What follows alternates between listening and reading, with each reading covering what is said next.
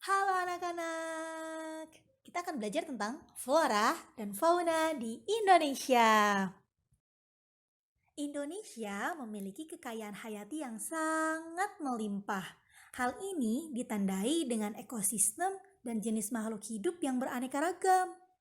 Kekayaan hayati di Indonesia nih saking melimpahnya, Indonesia bahkan menjadi satu dari 7 negara mega biodiversity di dunia loh.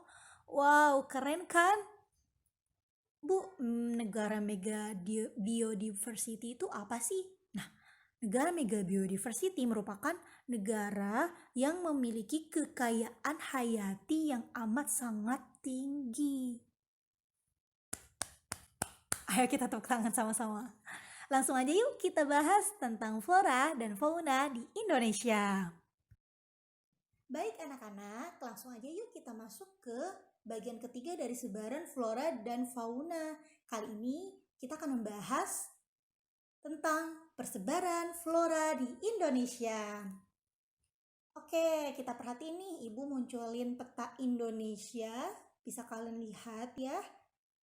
Nah, secara garis besar, secara umum, pembagian flora, persebaran flora di Indonesia ini dibagi menjadi 3 nih, yaitu Indonesia bagian barat, Indonesia bagian tengah, dan Indonesia bagian timur. Seperti pembahasan kita di pertemuan sebelumnya kan kita membahas nih tentang flora di dunia. Ada berapa? Betul, bioma-bioma yang kemarin disebutkan itu ada juga nih beberapanya di wilayah Indonesia. Yang pertama bisa kalian lihat ada hutan hujan tropis di bagian barat Indonesia. Kemudian ada juga nih hutan musim. Tapi hutan musimnya bukan seperti hutan gugur di negara-negara iklim sedang ya. Tapi ada juga hutan musim di Indonesia. Ini ada di bagian barat juga. Ini masuknya ke daerah Jawa. Kemudian ada juga nih seperti yang Ibu sebutkan di pertemuan sebelumnya, di video sebelumnya, ada sabana di Indonesia. Kemudian di bagian timur nih ada sama lagi itu hutan hujan tropis. Langsung aja deh yuk kita bahas satu-satu. Oke anak-anak, langsung ke pembahasan yang pertama, yaitu mengenai flora Indonesia bagian barat. Mencakup wilayah apa aja sih nih Indonesia bagian barat ini? Ingat-ingat lagi ya peta sebelumnya, itu cakupannya itu untuk flora Indonesia bagian barat mencakup Pulau Sumatera, beserta pulau-pulau kecil di sekitarnya, seperti Bangka Belitung, kemudian Pulau Natuna, dan sebagainya. Kemudian Pulau Kalimantan, Pulau Jawa, dan Pulau Bali. Dan pokoknya pulau-pulau kecil di sekitarnya, banyak kan? Banyak banget pulau-pulau kecil di sekitar Pulau Sumatera, Kalimantan, dan Jawa.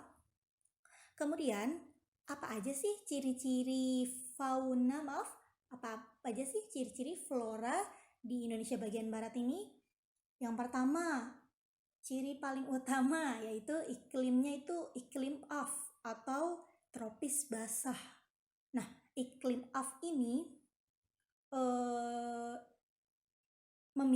biasanya memiliki curah hujan rata-rata cukup tinggi. Nah, wilayah Indonesia bagian barat ini juga kebanyakan memiliki hutan hujan tropis. Kan udah dibahas sebelumnya ya, memang Indonesia ini masuk ke biom hutan hujan tropis di dunia. Dan kalian juga udah tahu kan ciri-ciri biom hutan hujan tropis itu seperti apa. Kemudian yang paling menonjol memang vegetasinya yang amat kaya. Jadi selain heterogen, tak terhitung jumlah vegetasinya. Nah, cahaya mataharinya juga tinggi, curah hujannya tinggi, sangat lembab ya seperti itu. Nah, ciri lain dari flora Indonesia bagian barat ini yaitu pohon-pohonnya besar, tinggi, berdaun lebat, dan membentuk kanopi. Itu udah jelas ya. Juga banyak terdapat tumbuhan merambat, juga tumbuhan epifit. Nah, kemarin kan kalian taunya tumbuhan epifit itu seperti bromelia ya. Contoh lain dari tumbuhan epifit itu ada anggrek nih. Oke, di bawah ini ada tabel bisa kalian baca tumbuhan-tumbuhan yang kebanyakan nih ada di wilayah Sumatera, Kalimantan, Jawa, dan Bali. Ibu akan munculkan satu-satu contoh tumbuhan-tumbuhannya ya. Yang pertama di sini ada Rafflesia arnoldi. Tentu dong ini udah nggak asing banget karena menjadi ikon juga nih. Ini tanaman endemik Indonesia banget yang memang benar-benar tidak ditemukan lagi di wilayah manapun. Ada yang udah pernah lihat langsung belum? Sama nih, ibu juga belum pernah lihat, sayang sekali. Padahal pernah loh ibu nyoba untuk datang ke Kebun Raya Bogor hanya untuk melihat Rafflesia arnoldi ini, tapi sayang waktu itu belum belum waktunya untuk berbunga seperti itu.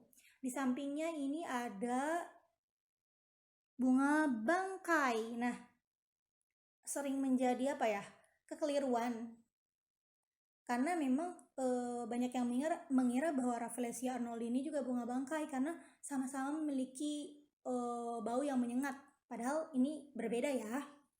Kemudian di sampingnya lagi nih anggrek, tanaman epifit yang ada begitu banyak di Indonesia.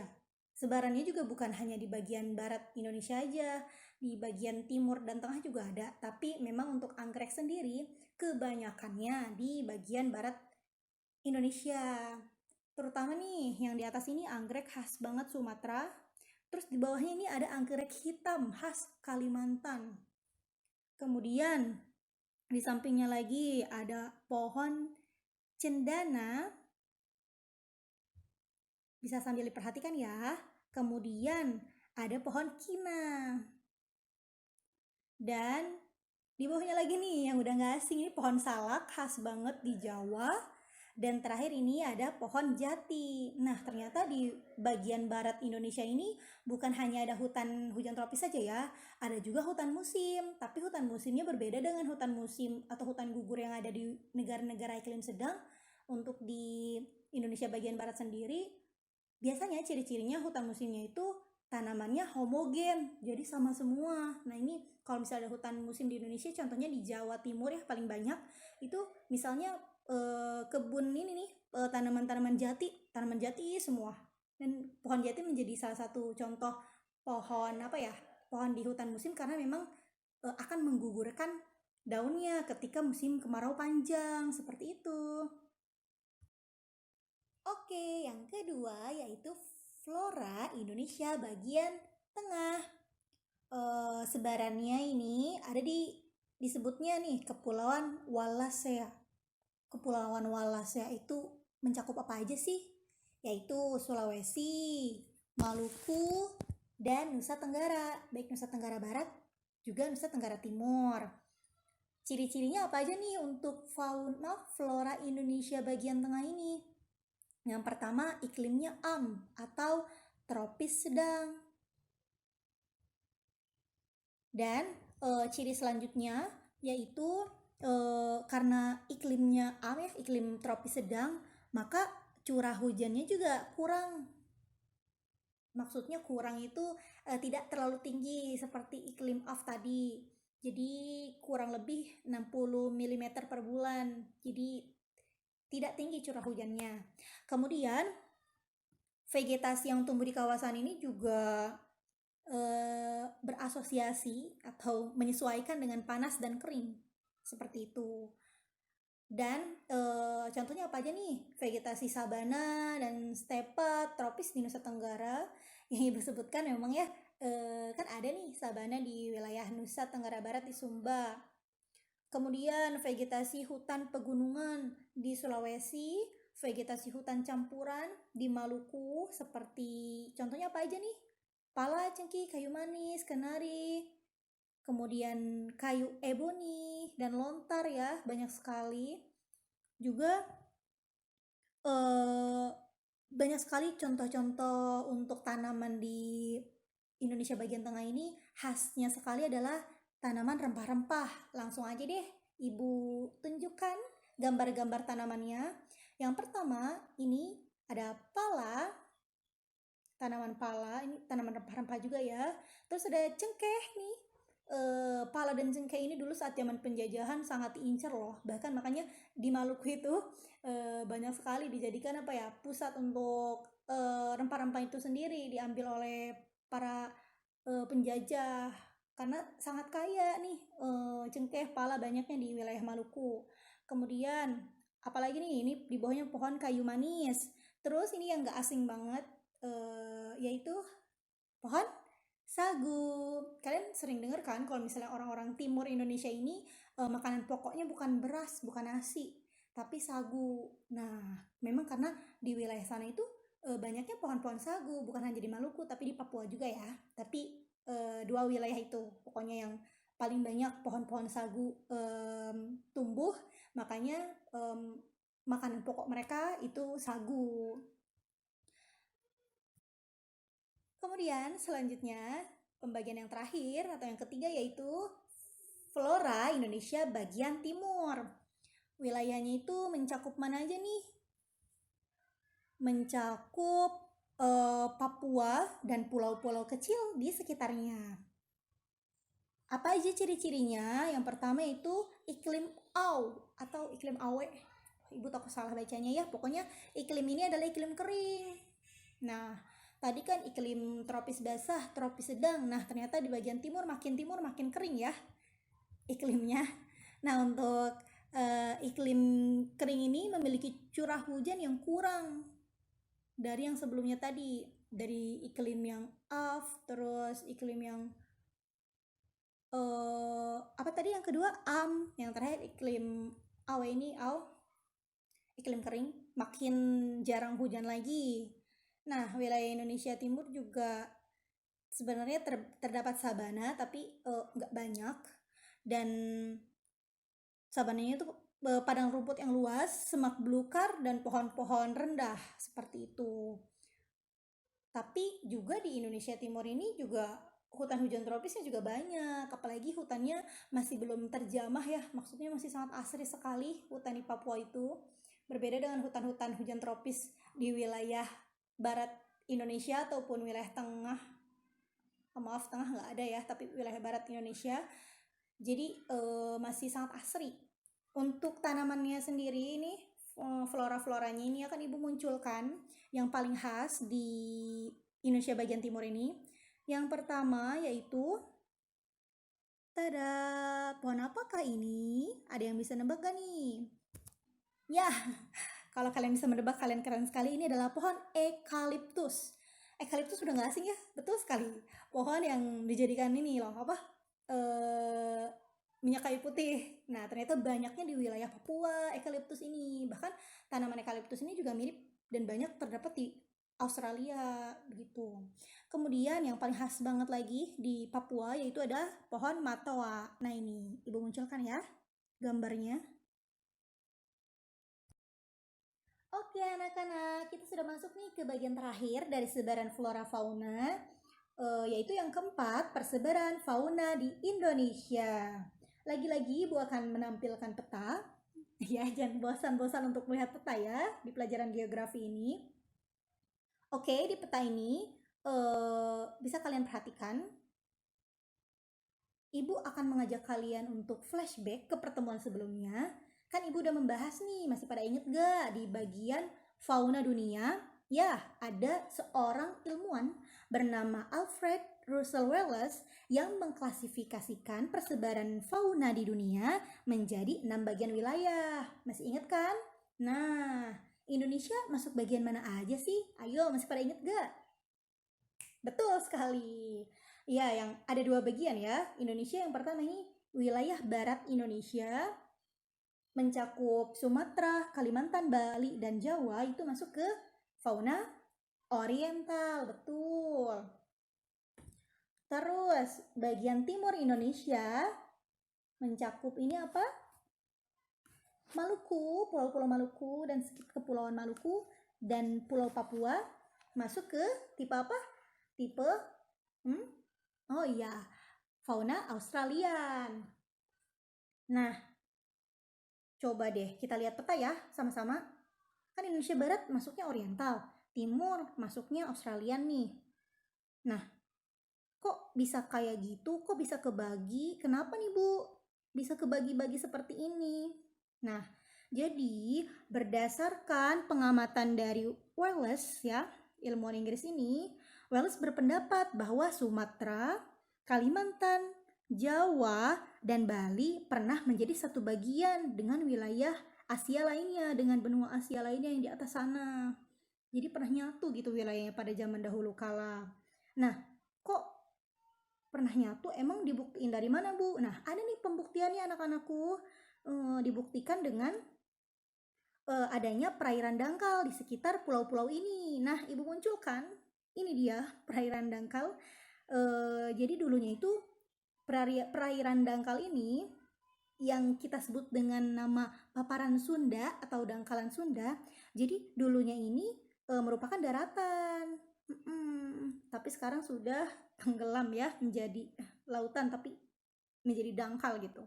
Nah, makanya jadi saat zaman dahulu kala ini wilayah ini yang sekarang udah jadi paparan Sunda, dulu kan daratan nih, makanya menjadi akses persebaran dari flora dan fauna itu.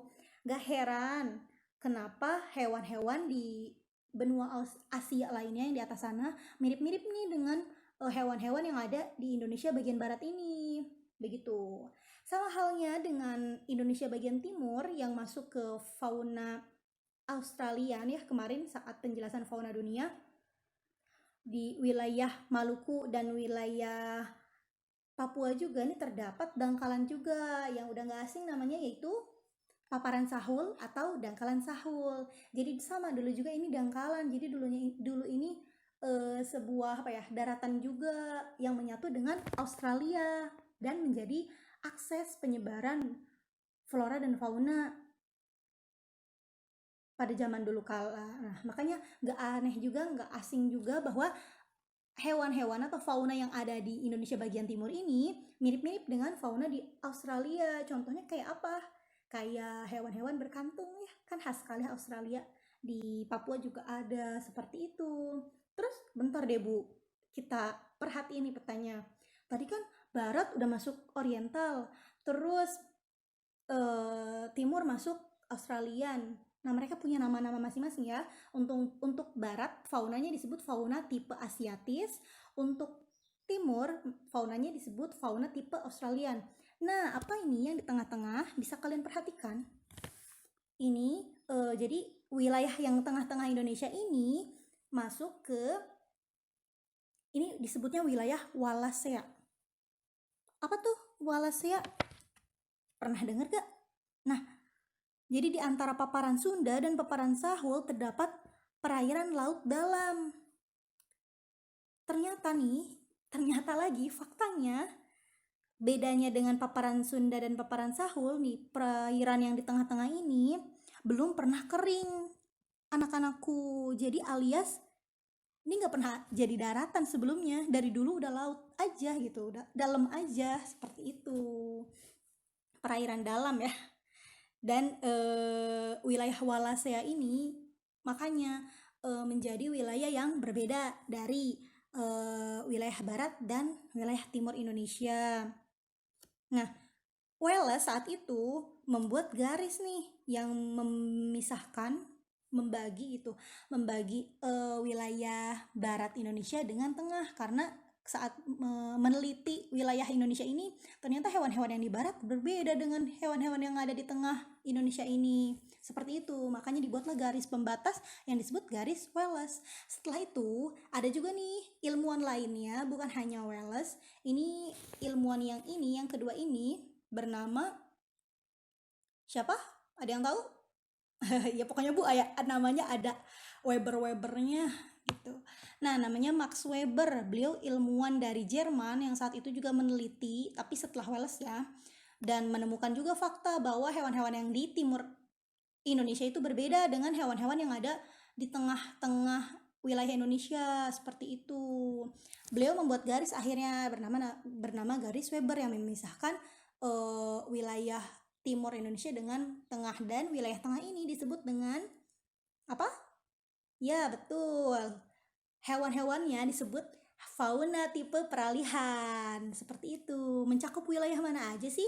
Mencakup Pulau Sulawesi, kemudian Nusa Tenggara, baik itu Nusa Tenggara Barat juga Nusa Tenggara Timur, seperti itu anak-anakku. Oke, ada yang apa ya? Ada yang samar juga nih. Jadi sebenarnya kan untuk tengah ini wilayahnya berbeda dari Asiatis dan Australis ya, fauna peralihan ini. Namun masih menjadi samar gitu batas wilayah ini antara timur, tengah dengan barat gitu.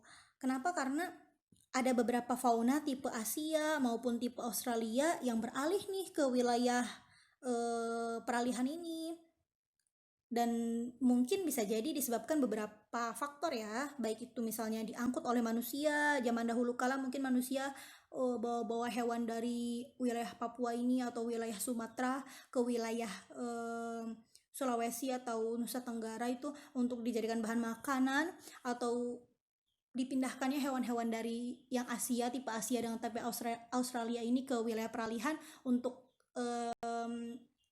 diteliti. Kan ada ya penelitian-penelitian seperti itu. Makanya masih ada beberapa yang hewan-hewan di Asia dan Australia yang ada di peralihan juga, seperti itu. Kita langsung masuk aja yuk ke ciri-ciri. Yang pertama yaitu fauna asiatis. Pasti dong, setiap fauna memiliki ciri-ciri yang khas. Untuk fauna asiatis tersendiri, yang pertama, memiliki burung-burung bersuara indah. Jadi burung-burungnya kecil-kecil tapi suaranya bagus-bagus untuk burung-burung di wilayah fauna asiatis ini yang ada di barat Indonesia.